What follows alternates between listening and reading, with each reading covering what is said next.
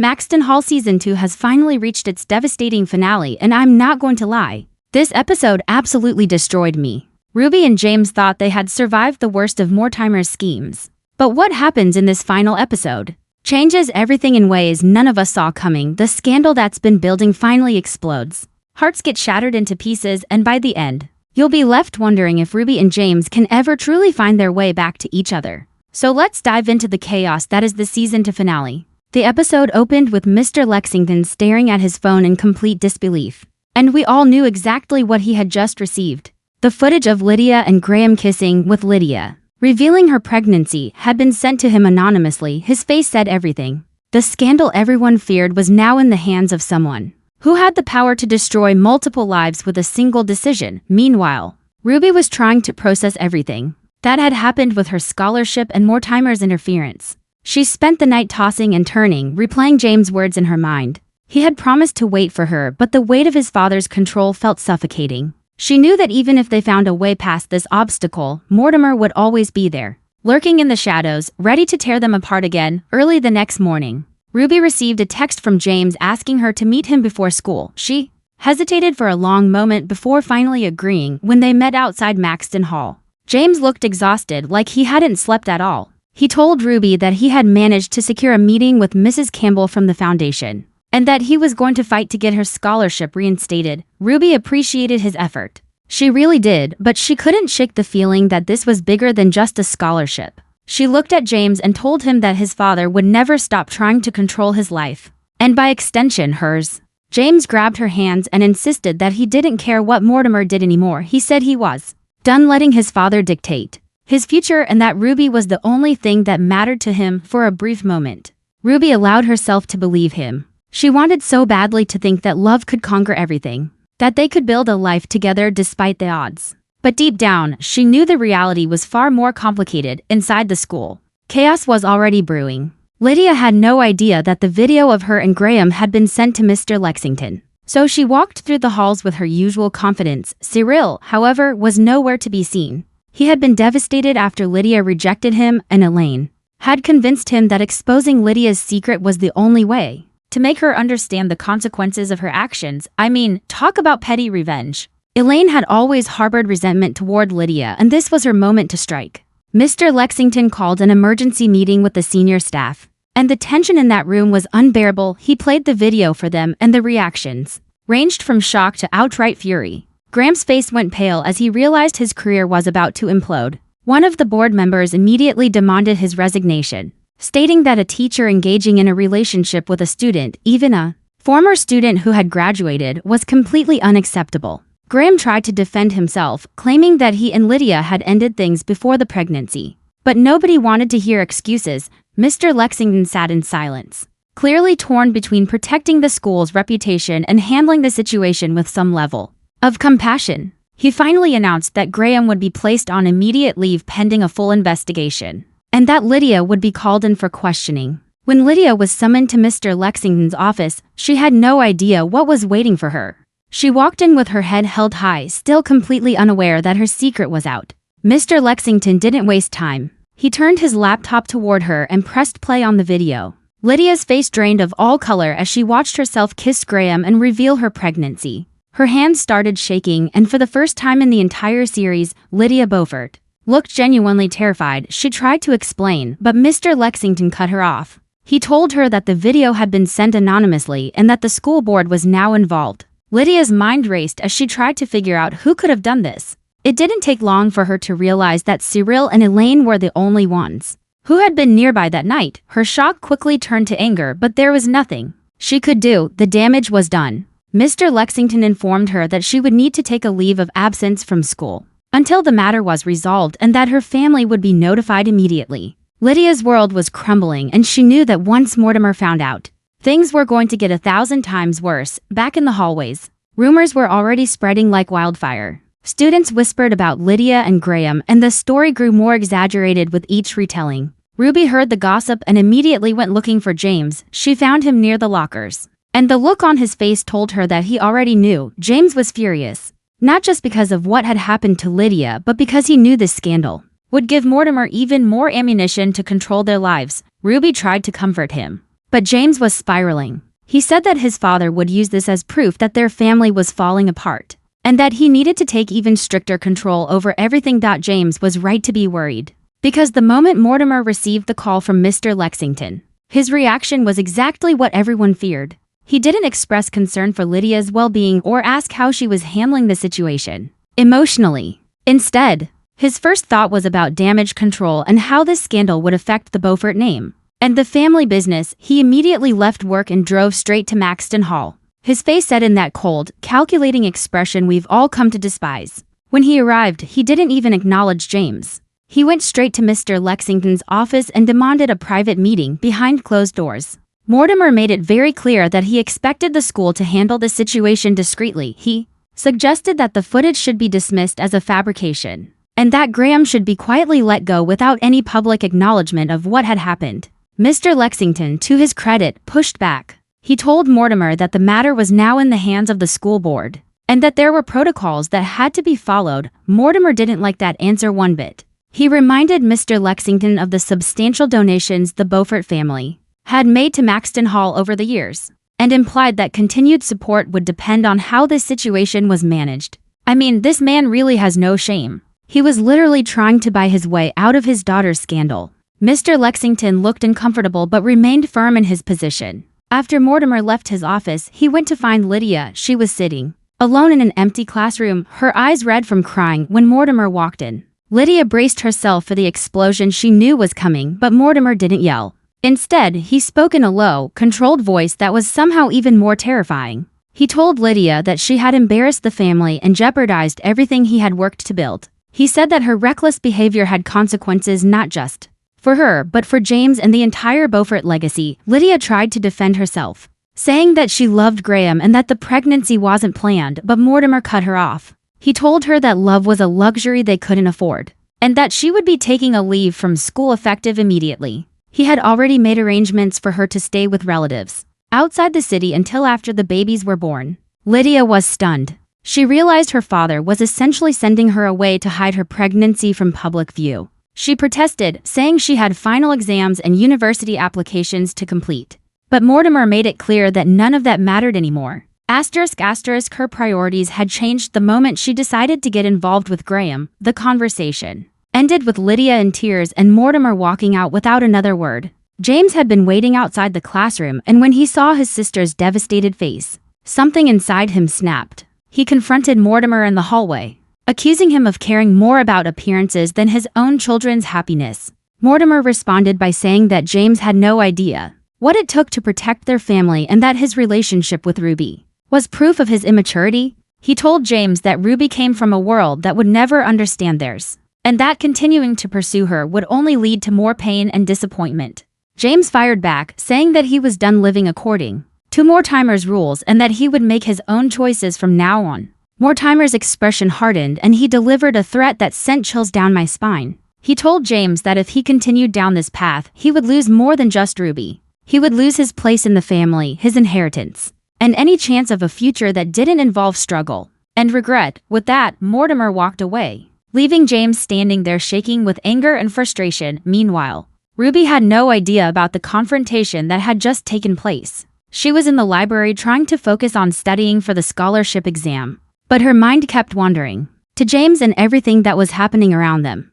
Lynn found her there and sat down beside her. Lynn could tell something was seriously wrong, so she asked Ruby what was going on. Ruby broke down and told her everything. She explained how Mortimer had canceled her scholarship, how James was trying to fix things, and how she felt like she was drowning in a situation she had no control over. Lynn listened without interrupting, and when Ruby finished, she gave her some advice that actually made a lot of sense. She told Ruby that sometimes love isn't enough to overcome the obstacles that life throws at you, and that it's okay to prioritize your own future and well-being. She said that Ruby had worked too hard to let anyone, even someone she loved, derail her dreams. Ruby knew Lynn was right, but hearing those words out loud made the reality of her situation even more painful. That evening, James finally went to his meeting with Mrs. Campbell from the foundation. He had prepared a whole speech about Ruby's qualifications and why she deserved to have her scholarship reinstated, but before he could even begin, Mrs. Campbell stopped him. She told James that she was already aware of the situation and that She had received a very detailed explanation from Mortimer Beaufort himself. James felt his stomach drop. Of course his father had gotten to her first. Mrs. Campbell explained that Mortimer had contacted her personally and expressed concerns about Ruby's ability to handle the academic pressures of Oxford given her background and the financial strain it would place on her family. He had painted a picture of Ruby as someone who wasn't over her head, someone who would ultimately fail and embarrass the foundation. James was furious. He tried to counter everything his father had said, explaining that Ruby was one of the most brilliant and determined people he had ever met, and that she had earned her place at Oxford through her own merit, not through any handouts or favoritism. Mrs. Campbell listened patiently, but James could see the doubt in her eyes. Mortimer's words had already done their damage. She told James that the foundation's decision to revoke the scholarship was final, and that while she appreciated his passion, there were other deserving candidates who needed the funding. James left that meeting feeling completely defeated. He had genuinely believed he could fix this, that he could undo the harm his father had caused. But Mortimer's reach was far greater than he had imagined. When he got home that night, he found Lydia packing her things. She told him that their father was sending her away the next morning and that she didn't know when she would be allowed to come back. James sat with her in silence for a while, both of them processing the fact that Mortimer had effectively dismantled their lives in the span of a single day. Lydia looked at her brother and told him something that hit harder than anything else that had happened. She said that Mortimer would never let him be happy with Ruby because he saw their relationship as a threat to his control. She warned James that if he continued fighting for Ruby, Mortimer would destroy her completely. Not just her scholarship, but her family, her reputation, everything. James wanted to argue, but deep down he knew his sister was right. His father had already proven he was willing to go to any lengths to get what he wanted. The next morning at Maxton Hall, Ruby arrived early to find James waiting for her by the entrance. One look at his face told her everything she needed to know. The meeting with Mrs. Campbell hadn't gone well. James explained what had happened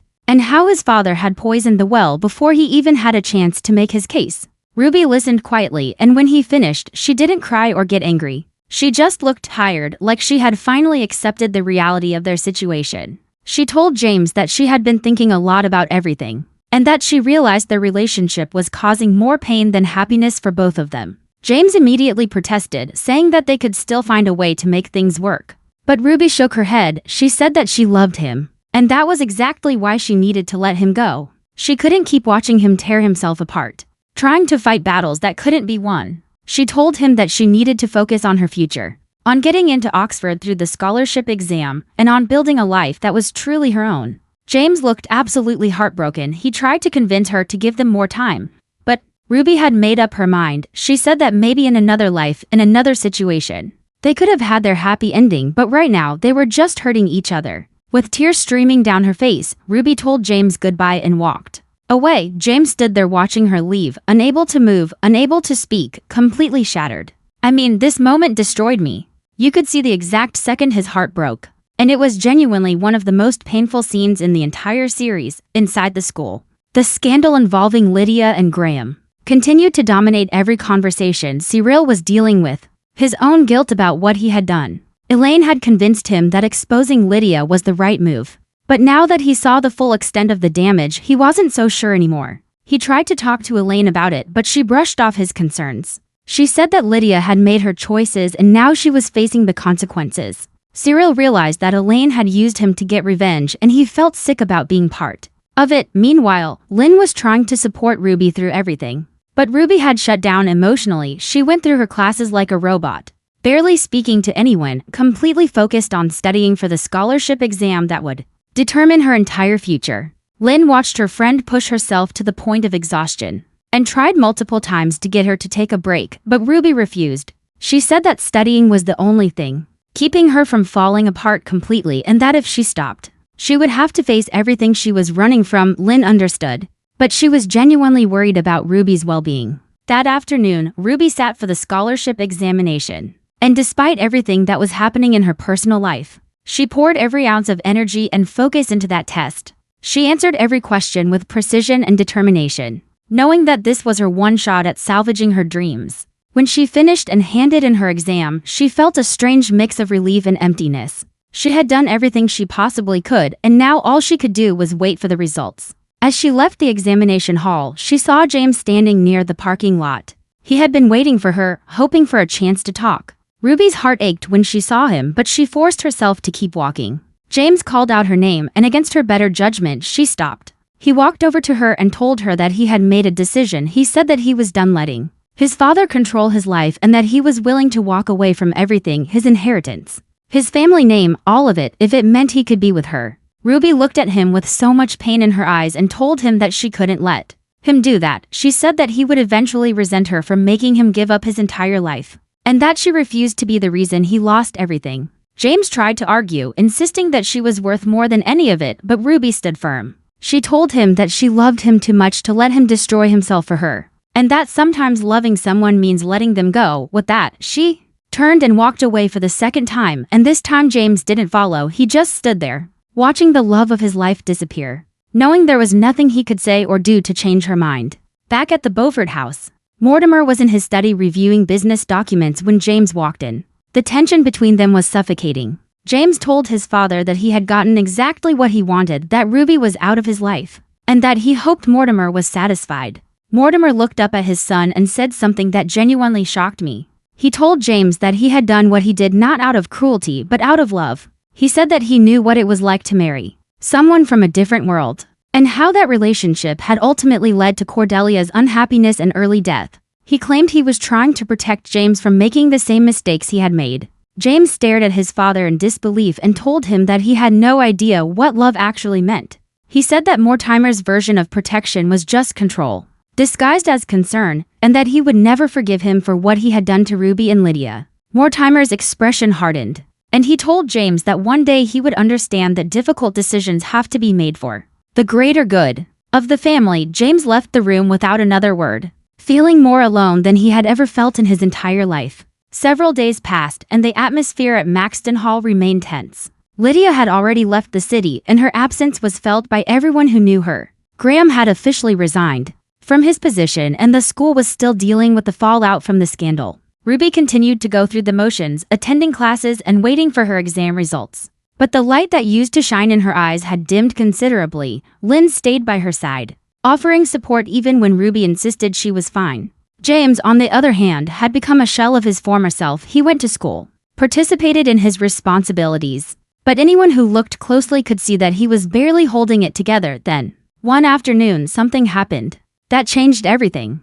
Ruby was at home when her mother called her downstairs. Her father had come home early from work, which was unusual. Ruby walked into the living room and immediately knew something was wrong. Her mother's face was pale and her father looked exhausted, in a way she had never seen before. They sat her down and told her they needed to talk about something serious. Ruby's heart started racing, fearing it had something to do with her scholarship or James, but what they told her was far worse than anything she could have imagined.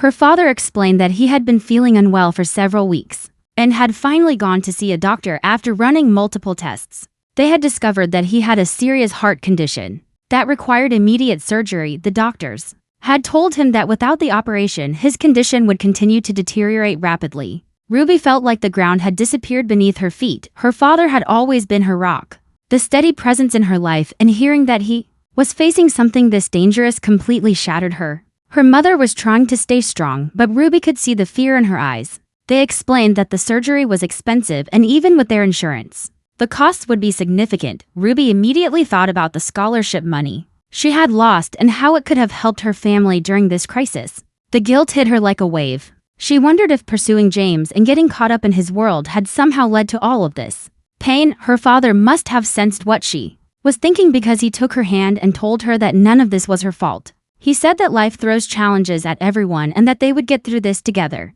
As a family, Ruby tried to hold back her tears, but she couldn't. She broke down completely, and her parents held her while she cried. That night, Ruby lay in bed unable to sleep, her mind racing with worry about her father's health and everything else that had fallen apart in her life. She thought about texting James to tell him what was happening, but she stopped herself. She had meant what she said about needing to move forward without him, and reaching out now would only make things harder for both of them. The next morning at school, Ruby tried to act normal, but Lynn saw right through her. She pulled Ruby aside and asked what was going on, and Ruby finally told her about her father's condition. Lynn was devastated for her friend and offered to help in any way she could. Ruby thanked her but said there wasn't much anyone could do except wait for the surgery and hope for the best. Meanwhile, James had heard through the grapevine that something was wrong with Ruby. He saw how withdrawn she had become, and his instinct was to go to her and find out what was happening. But he remembered her words about letting each other go, and he forced himself to keep his distance, even though every part of him wanted to be there for her. Later that week, Ruby received an email that she had been dreading. It was from the scholarship committee with the results of her examination. Her hands shook as she opened it, terrified that after everything she had been through, she might have failed. But as she read the email, tears of relief streamed down her face. She had passed with exceptional marks, earning herself a full scholarship to Oxford. For the first time in weeks, Ruby felt a glimmer of hope. She had proven that despite everything Mortimer had done to sabotage her, despite losing the Campbell Foundation funding, despite all the heartbreak and chaos, she was still capable of achieving her dreams through her own merit and determination. She immediately called her parents to share the news, and hearing the pride and joy in their voices made all the struggle feel worth it. Her father told her that he was so proud of her and that this news had given him even more motivation to get through his surgery successfully. Ruby felt a renewed sense of purpose. She realized that no matter how much she loved James, she had to build a life for herself first.